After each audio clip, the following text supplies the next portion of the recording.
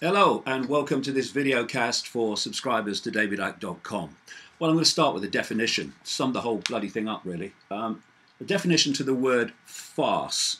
A light dramatic work in which highly improbable plot situations, exaggerated characters and often slapstick elements are used for humorous effect.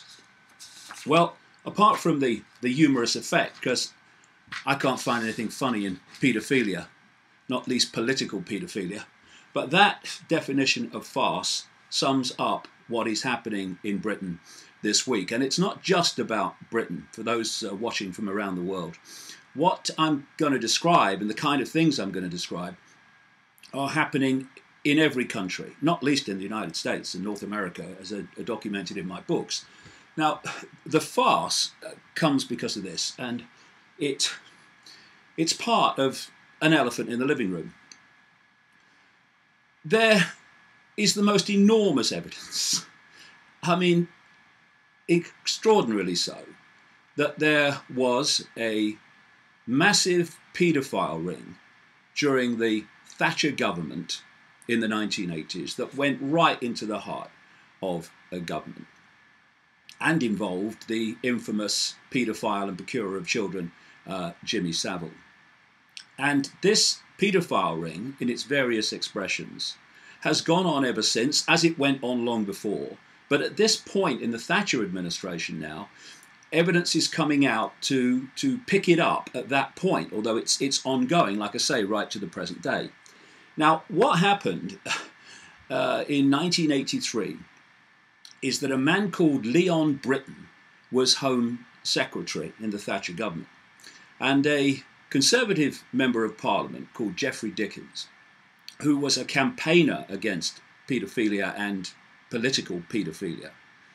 And he took a dossier, apparently some 40 pages, to Leon Brittan and asked him to investigate. It named names, it named very famous names, and it named, it seems very clearly, it named Jimmy Savile. This is 1983.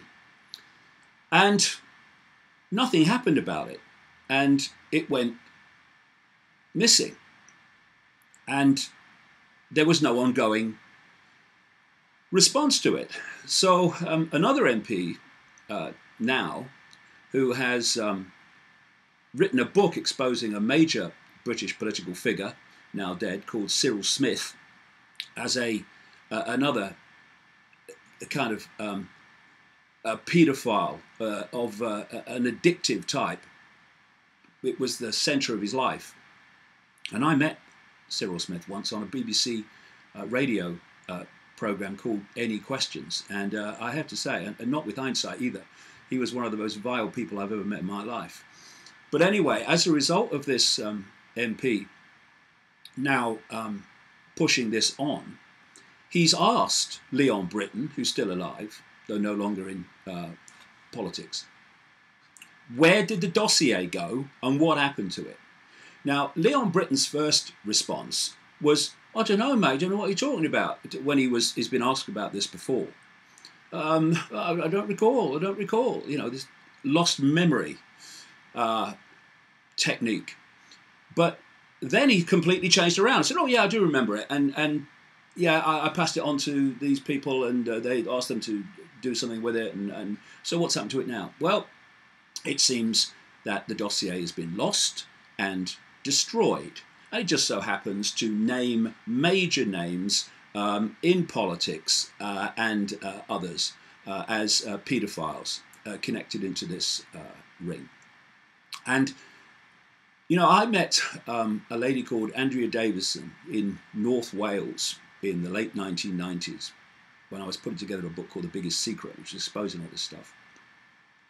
And she was connected to the intelligence agencies in Britain, and she was vehemently campaigning against paedophilia, political paedophilia. In fact, she was an advocate for some of the victims who gave evidence at the inquiry into the North Wales paedophile ring and abuse at North Wales children's homes, which also involved politicians. I'll get to that as we go along.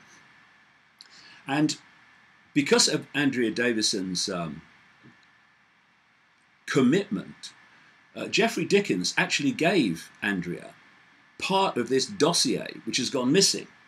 And what happened to it? Well, what happened to Andrea first? She was fitted up in a court case, which would have led to her being jailed unless she got out of the country and is now on the run, in effect, in South America. And in, was it 2010, a combination of North Wales police and Derbyshire police, they raided her home and took away all the evidence that she had, including, sits back in amazement, the parts of the Geoffrey Dickens dossier, which he gave to her, and of course the dossier itself has gone missing. Did I say there was an elephant in the living room here? I think I may have mentioned it. Andrea said of Geoffrey Dickens, "He was a man of strong views and high principles. I didn't know him well, but we had a common interest in exposing corruption, particularly police corruption, and child abuse.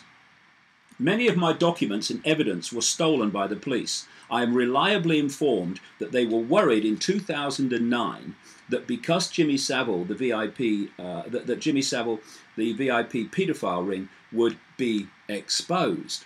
Now, Geoffrey Dickens' son, Barry Dickens, has said this week about his father and the dossier.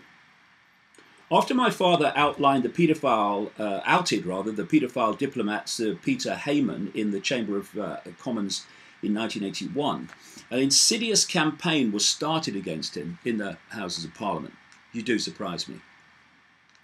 Den of iniquity and paedophilia, by the way. "Certain dishonourable members began to hound him at every turn. They would ridicule him, seeking to make him a figure of fun. In that way, I suppose, they hoped to trivialise the dossier on his dossier on child abusers stalking the corridors of power.